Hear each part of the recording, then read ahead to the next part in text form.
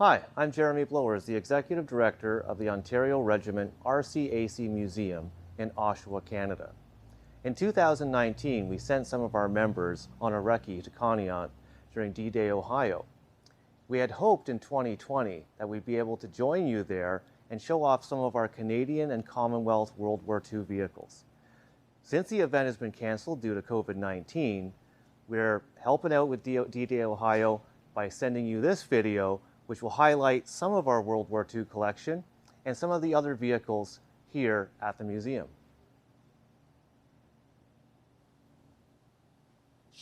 Now, narrowly speaking, the Centurion is not a World War II tank.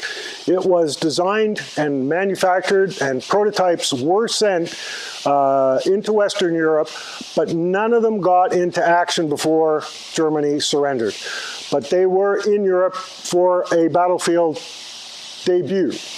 And this is a Centurion. It represents the pinnacle of British World War II tank design. Which isn't really saying much because British tank design during World War II was awful to mediocre to perhaps acceptable. One of the major problems was engines. Again, I have mentioned it, the Air Force, we all know, was going to World War II all on its own. So powerful engines were all sent to the Air Force to power their aircraft that would win the war. And until the atomic bomb came along, that was wishful thinking.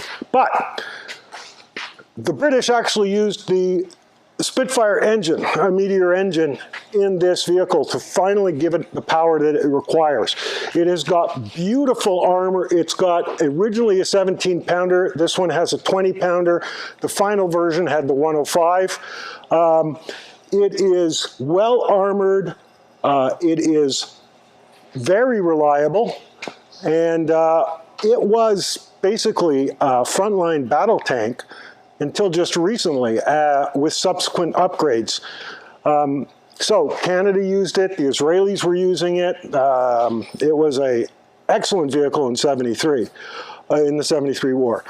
And this particular vehicle is fascinating because it was a Canadian Army vehicle, which was probably taken out of service in '78 when the Leopards started arriving.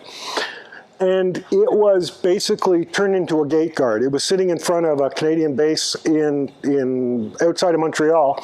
You know, the engine, the 105 had been removed and a 20-pounder put in it because it was going to be a monument. It sat outside on a concrete base. When that base closed down, it was recovered and brought here, and it was sitting in a field. So it's been sitting in a field for 40-odd years, engineless, and until we could find an engine, not basically rebuildable. However, about 3 years ago, we did locate an engine, and we purchased it, and we brought it here, and we put an extraordinarily talented team together, and they managed to get the engine running, tested it. It started running fine. Then the next phase was to actually get it into this vehicle and make sure that every single component in this vehicle is functional. And on July 1st of this year, 2020, this vehicle went into the field, and with only minor maintenance issues, including finding we needed to replace a certain seal. That was the only major issue. It managed to do a number of laps in our tank arena, and it is a real high point of a year that has been filled with low points because of COVID-19. And it's also it's a testament to the dedication of our team of maintainers and our commitment to make vehicles run.